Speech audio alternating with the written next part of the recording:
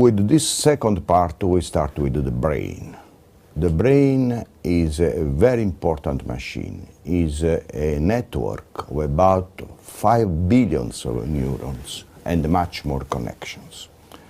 The aim of this network is to simplify the data from experience. Think about the eyes. The eyes send to the brain about 10 millions of bits per second. That is the equivalent of 700 pages every second. The neuroelectrical signals to process this information are too slow. And the brain should overcome this constraint by developing several mechanisms. The most important mechanisms are 4. The first one is to hardwire simple rules in the brain. The second one is the selective attention to the world outside. The third one is process the signals through 2 processing paths. And the last one is to evaluate in a very fast way data through emotions.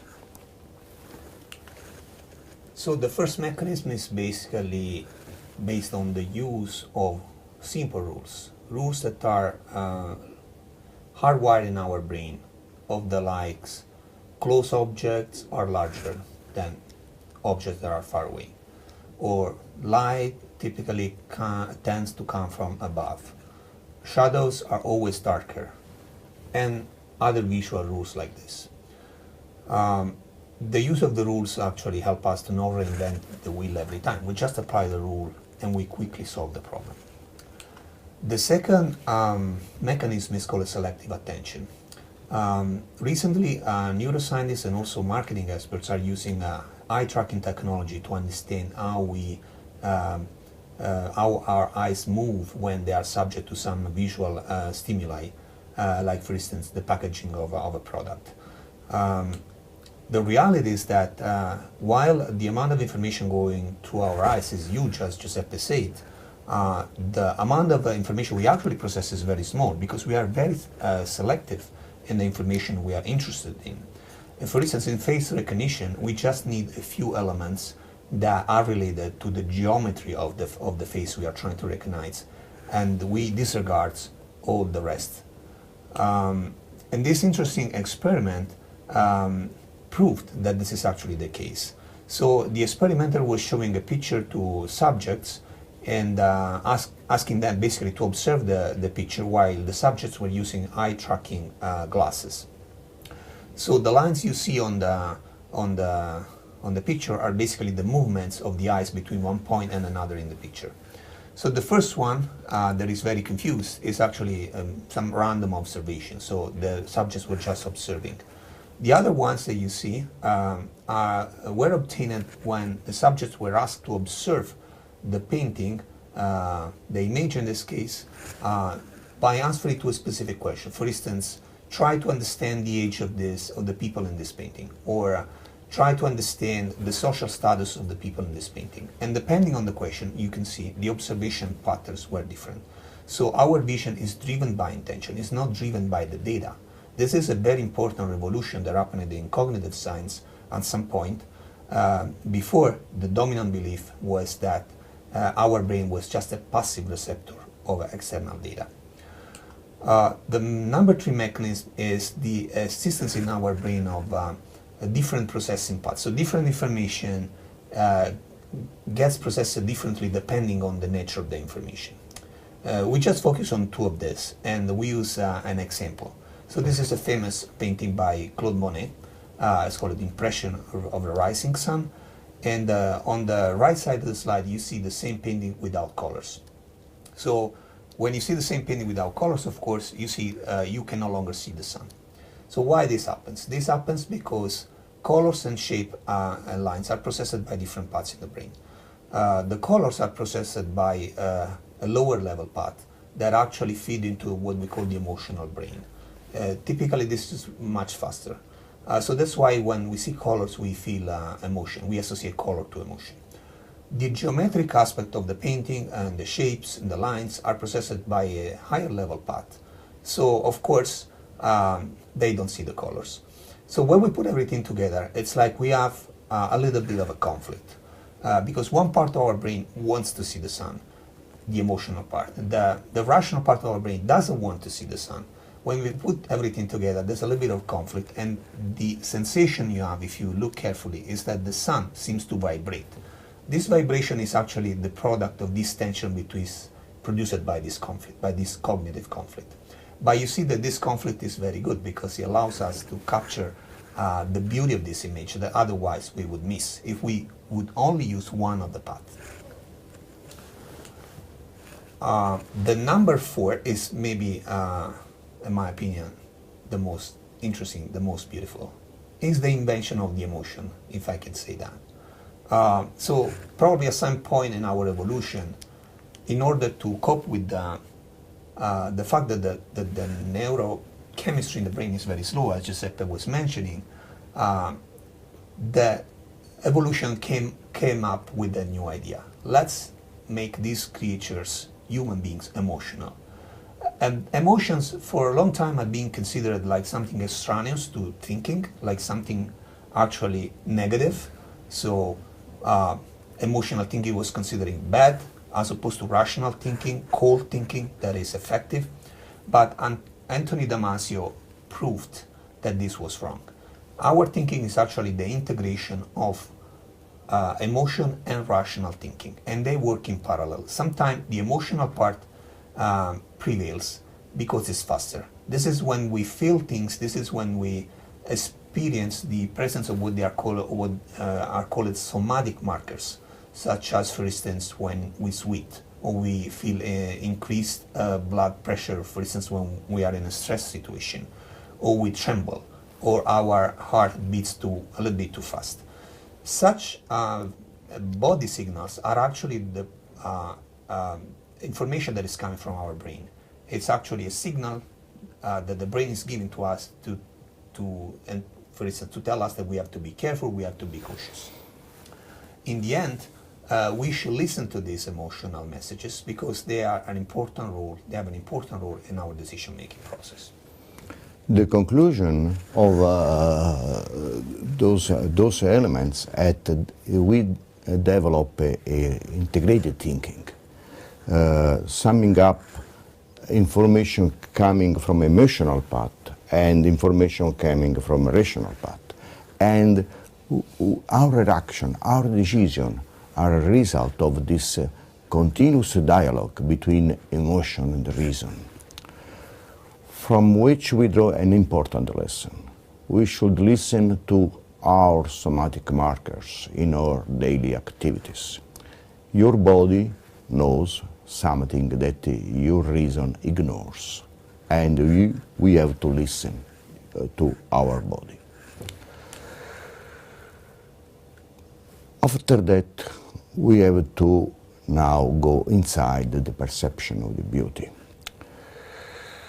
Aesthetic pleasure is triggered by beauty as a reward, and we obtain the beauty and the pleasure because we are able to integrate both emotional and rational thinking. So we can think of the aesthetic pleasure as one of the most important results of the evolution, to tell you that you are very effective in integrating those data.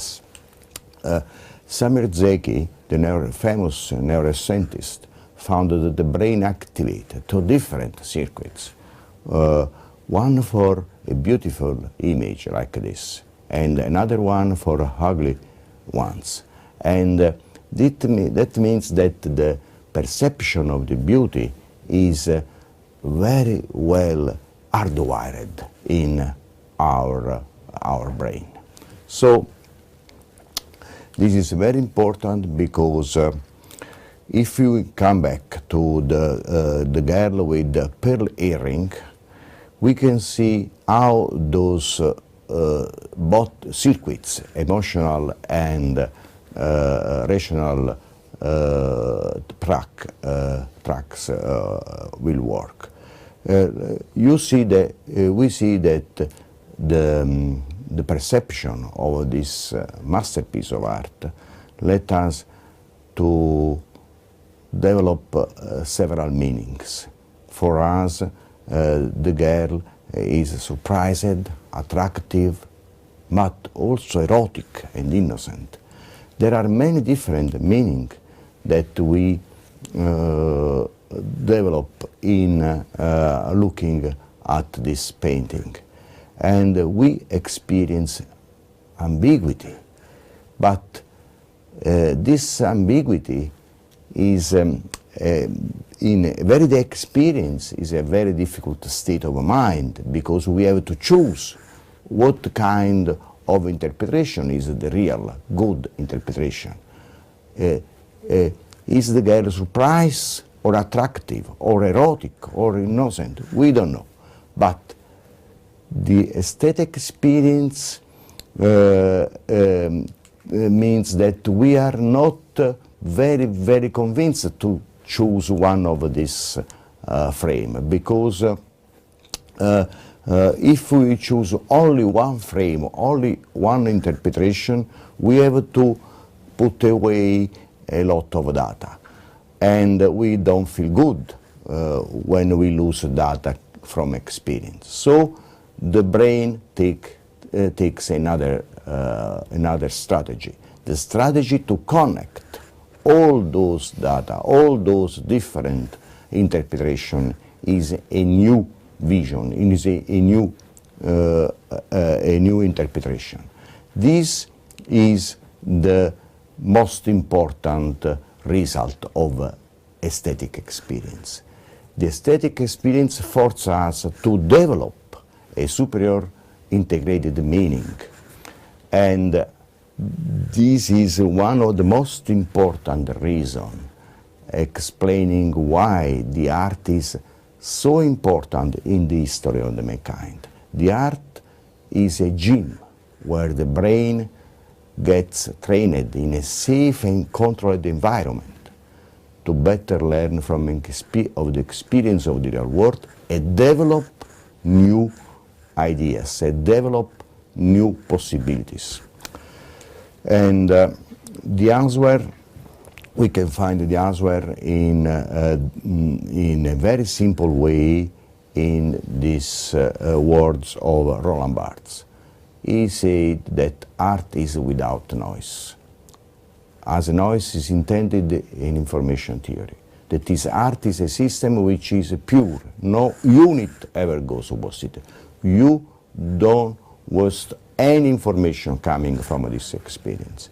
And Antoine de Saint-Exupéry made more or less the same. And he said, it seems that perfection is reached not when there is nothing left to add, but when there is nothing left to take away. So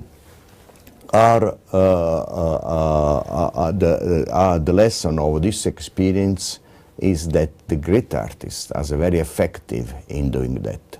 They isolate the essential in the way they perceive, and they develop this ability through a prolonged observation of an object and painstaking refinements that led to a very elegant, effective representation.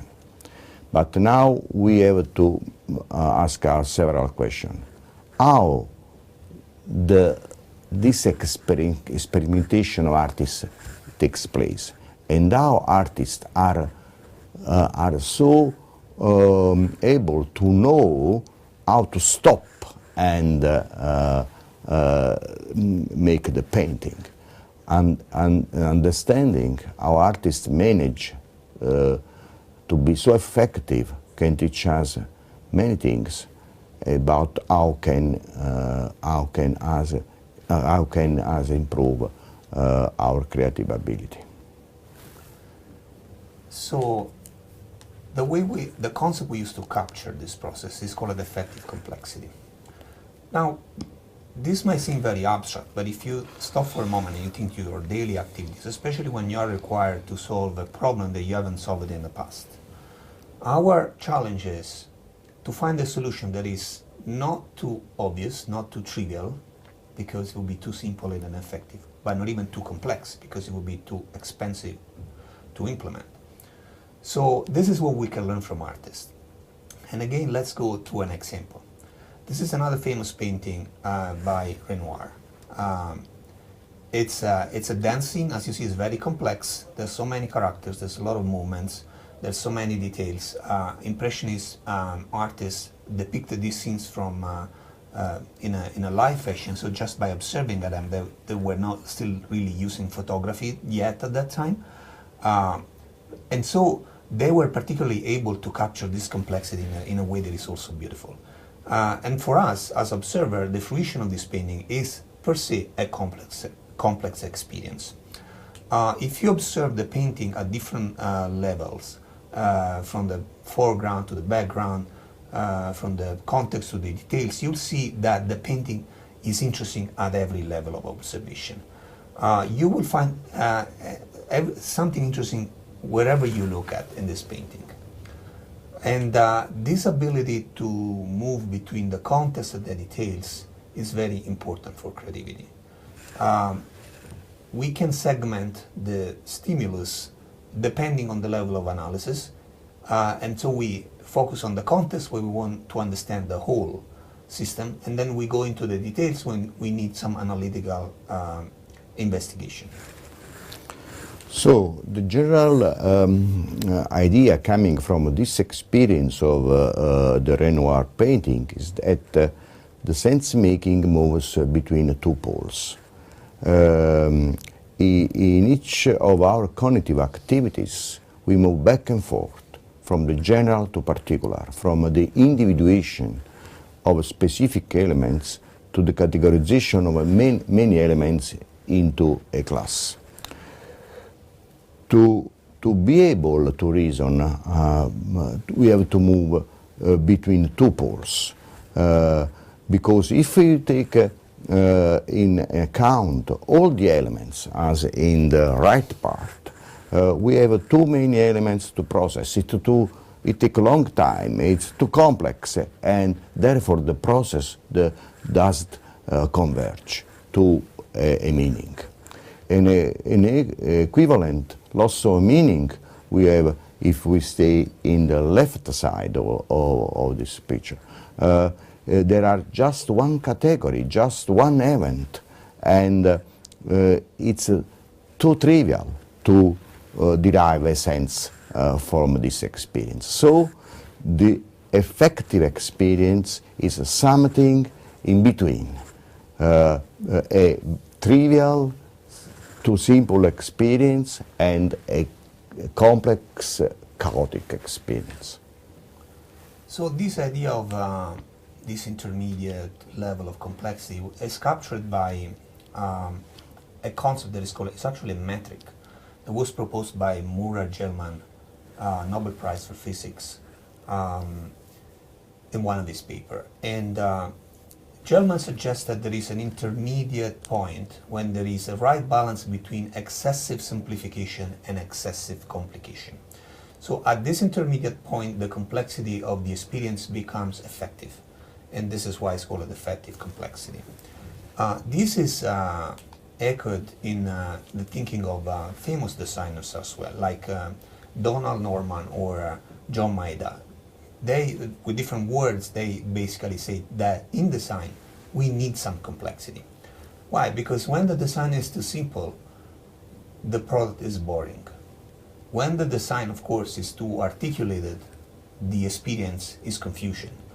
But there's some sweet spot in the middle that in which the design is not too simple, it's not too complex, and in which it results to be exciting for the customers. This is the level, this is the point where the effective complexity peaks. And now we can come back to the role of art and understand why the aesthetic experience is so important to train our brain. Because if we remember the words of Roland Barthes, he said that the experience of art is without noise. So in everyday experience we have a lot of noise to put apart in order to get meaning. In the art we have no noise. So the artists get straightly the point of effective complexity. How do they do it? They use two sets of strategies. One set of strategy is to go into details and ask experience to get novelty. And we call this set of strategy push into novelty. The other set of strategy is to categorize, to generalize, to look at the context. And we said this set of strategy to push into order. And the analysis of those set of strategies, so effective for artists, will be the topic of the next module. And we learn from that those kind of strategy can be applied also to design and to entrepreneurship.